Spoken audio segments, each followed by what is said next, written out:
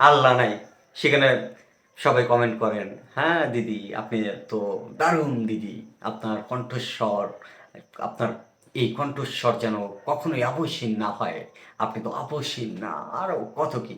যখনই তিনি বলেছেন সৃষ্টিকর্তা বলতে কেউ নেই, তখনই না তার ভক্তবিন্দু আর সেটা মেনে নিচ্ছেন না।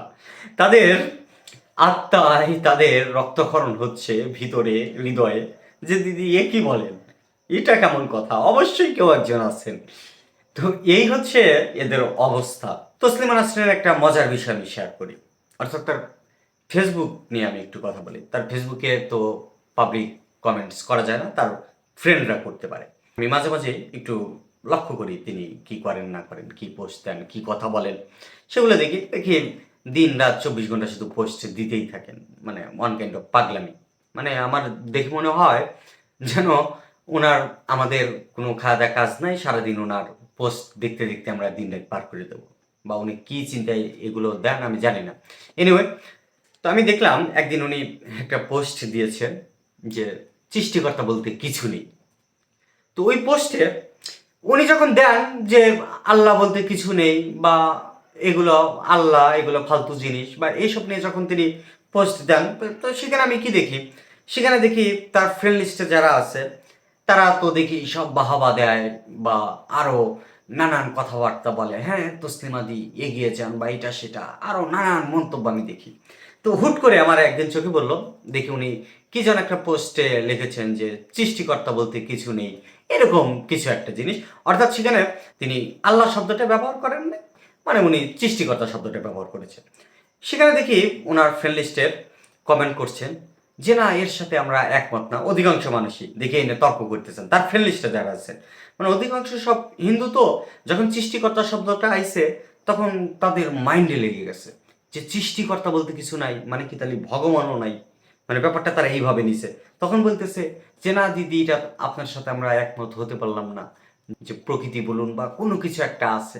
বা দেখি তার ভক্তবিন্দুরা যারা ওখানে কমেন্ট করতে পারে, অর্থাৎ তার ফ্রেন্ড লিস্টে যারা আছে, তারা দেখি তর্কাতর্কি করছে। সেখানে হাতে গোনা দু চারজন দেখলাম যারা বলছেন যে দিদি ঠিক বলেছেন, আসলে সৃষ্টিকর্তা বলতে কিছু নেই বা এরকম।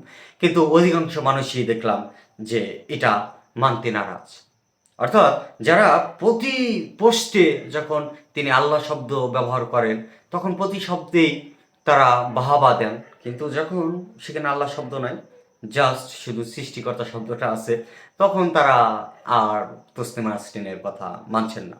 অর্থাৎ এই ভিডিওতে আমি এটা বোঝাতে চেষ্টা করছি, বাংলায় যারা মুক্ত চিন্তা করেন এবং চিন্তা করে যাদের একটা বৃহৎ অনুরাগী গোষ্ঠী তাদের আছে, একটা ফ্যান্স ফলোয়ার্স যাই বলেন, যেটা তাদের আছে, এটা আসলে কারা? এরা আসলে সব হিন্দু। অর্থাৎ ওরা কিন্তু মুক্ত চিন্তক না, অর্থাৎ ওরা মুক্ত চিন্তা করে ব্যাপারটা কিন্তু তা না, যারা এদেরকে ফলো করে। মানে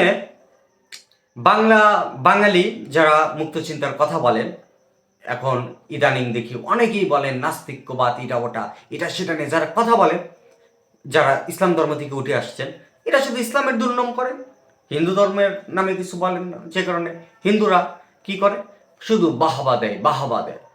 যার ফুমাহান, আমি ওইটা দেখে তসলিমা নাসরিনের পোস্ট থেকে আমি হাসলাম যে এরা প্রকৃত অর্থে, মানে এরা সব একই গরুর গোয়ালের গরু, এরা একই গোয়ালের গরু। তো এতটাই, মানে যখন তিনি বলেন আল্লাহ নাই, সেখানে সবাই কমেন্ট করেন, হ্যাঁ দিদি আপনি তো দারুণ দিদি, আপনার কণ্ঠস্বর, আপনার এই কণ্ঠস্বর যেন কখনোই আপসহীন না হয়, আপনি তো আপসহীন না, আরও কত কি। যখনই তিনি বলেছেন সৃষ্টিকর্তা বলতে কেউ নেই, তখনই না তার ভক্তবিন্দু আর সেটা মেনে নিচ্ছেন না। তাদের আত্মায় তাদের রক্তক্ষরণ হচ্ছে ভিতরে, হৃদয়ে, যে দিদি এ কি বলেন, এটা কেমন কথা, অবশ্যই কেউ একজন আছেন। তো এই হচ্ছে এদের অবস্থা। এতটুকুই, আর কিছু না। হঠাৎ মনে হলো ব্যাপারটা একটু শেয়ার করি, তাই করলাম। ধন্যবাদ।